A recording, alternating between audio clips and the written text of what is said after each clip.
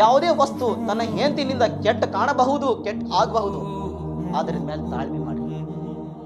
ಅಲ್ಲಾಹ್ ರಬ್ಬುಲ್ ಇಜ್ಜತ್ ಹೇಳ್ತಾನಂತ ಜನರಿಗೆ, ನೋಡ್ರಿ, ಪುರುಷರು ತನ್ನ ಹೆಂಡತಿಗೆ ಯಾಕೆ ಗೌರವ ಕೊಡೋದಿಲ್ಲ, ಮರ್ಯಾದೆ ಕೊಡೋದಿಲ್ಲ, ಅವ್ರಿಗೆ ಯಾವ ರೀತಿ ಅವ್ರಿಗೆ ಒಂದು ತಾಜಿ ಮರ್ಯಾದೆಯಿಂದ ಮಾತಾಡೋದಿಲ್ಲ. ಕಾರಣಕ್ಕೆ ಅವ್ರ ಒಳಗೆ ಆ ಜ್ಞಾನ ಇಲ್ಲ, ಶಿಕ್ಷಣ ಇಲ್ಲ. ಇವತ್ತು ಮದುವೆ ಮಾಡ್ಕೊಂಡು ಬರ್ತಾರ, ಮಾಡ್ಕೊಂಡು ಬಂದಿದ್ದ ನಂತರ 1 ವರ್ಷ 2 ವರ್ಷ ಚಲೋ ರೀತಿ ಇರ್ತಾರ. ಹೇಗೆ 2-3 ವರ್ಷ ಕಳಿತು ಅವಾಗ ಚಾಲು, ಇವಂಗೆ ಅವಂಗೆ ಯಾಕೆ ಬರಂಗಿಲ್ಲ, ಇವಂಗೆ ಹೀಗೆ ಯಾಕೆ ಬರಂಗಿಲ್ಲ, ಊಟ ಕೊಡ, ನೀರು ಕೊಡ, ಕೊಡ್ತೀನಿ ತಗೋ, ಕುಡಿ, ಚಾಲು. ಅಲ್ಲಿ ಗಂಟ ಹೆಂಡತಿ ಪರಿಸ್ಥಿತಿ. ಯಾರ ಕಡೆ ಜ್ಞಾನ ಇರ್ತೈತಿ, ಯಾರ ಕಡೆ ಶಿಕ್ಷಣ ಇರ್ತೈತಿ, ಸುನ್ನತೆ ಮುಸ್ತಫಾ ಇರ್ತೈತಿ, ಅವ್ರೇನಂತಾರ, ನೀರು ಕೊಡ್ರಿ, ಊಟವನ್ನು ಕೊಡ್ರಿ, ಈ ರೀತಿ ಗೌರವ ಮರ್ಯಾದೆ ಕೊಡ್ಬೇಕಂತ ಹೇಳಿದ್ದಾರೆ ಹುಜೂರ್ ಸಲ್ಲಲ್ಲಾಹು ಅಲೈಹಿ ವಸಲ್ಲಂ.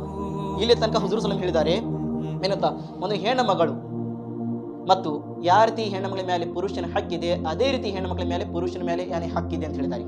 ಯಾಕೆಂದ್ರೆ ಮೊದಲಿನ ಕಾಲದಲ್ಲಿ ಹೇಗಿದೆ ಅಂದರೆ, ಹಿಂದೂಸ್ತಾನ್ನಲ್ಲಿ ನೋಡಿ, ಜನರು ಹೆಣ್ಣು ಮಕ್ಕಳಿಗೆ ಒಂದು ಕೆಟ್ಟ ದೃಷ್ಟಿಯನ್ನು ನೋಡ್ತಿದ್ರು, ಅವ್ರಿಂದ ಏನಾದರೂ ಕೆಟ್ಟ ಕೆಲಸ ಮಾಡ್ತಿದ್ರು.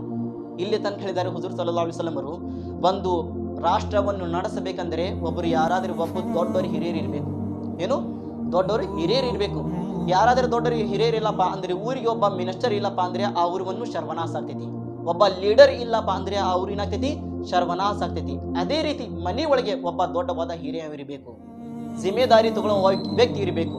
ಆ ಮನೆ ಒಳಗೆ ದೊಡ್ಡವರು ಯಾರು ಇಲ್ಲಪ್ಪ ಅಂದ್ರೆ ಆ ಮನೆ ಏನಾಗ್ತೈತಿ, ಎಲ್ಲ ಕೆಟ್ಟದನ. ಅವ್ರು ಇವ್ರದ್ದು ಜಗಳ, ಯಾರು ಹೇಳೋರು ಇರಂಗಿಲ್ಲ, ಕೇಳೋರು ಇರಂಗಿಲ್ಲ, ಯಾರ್ದು ಭಯ ಇರಂಗಿಲ್ಲ. ಮನೆ ಒಳಗೆ ಒಬ್ಬರು ಯಾರಾದರೂ ದೊಡ್ಡವರು ಇದ್ದರೆ, ಹಿರಿಯರೇ ಇದ್ದರೆ, ಇಲ್ಲಪ್ಪ ಅವ್ರು ದೊಡ್ಡವರು ಅದಾರ, ಅವ್ರ ಮುಂದೆ ನಾವು ಈ ರೀತಿ ಕೆಲಸ ಮಾಡಬಾರ್ದು, ಅವ್ರಿಗೆ ಕೇಳಲಾರ್ದಂಗೆ ನಾವು ಯಾವುದೇ ಥರ ತಪ್ಪನ್ನು ಮಾಡಬಾರ್ದು, ಯಾವುದೇ ನಾವು ಸ್ವಂತ ಕೆಲಸ ಮಾಡಬಾರ್ದು. ಯಾಕೆ ಹಿರಿಯರು ಇದಾರ, ಅವ್ರಿಗೆ ನಾವು ಕೇಳಿ ಮಾಡಬೇಕು ಅನ್ನೋದು ಭಯ ಇರ್ತೈತಿ.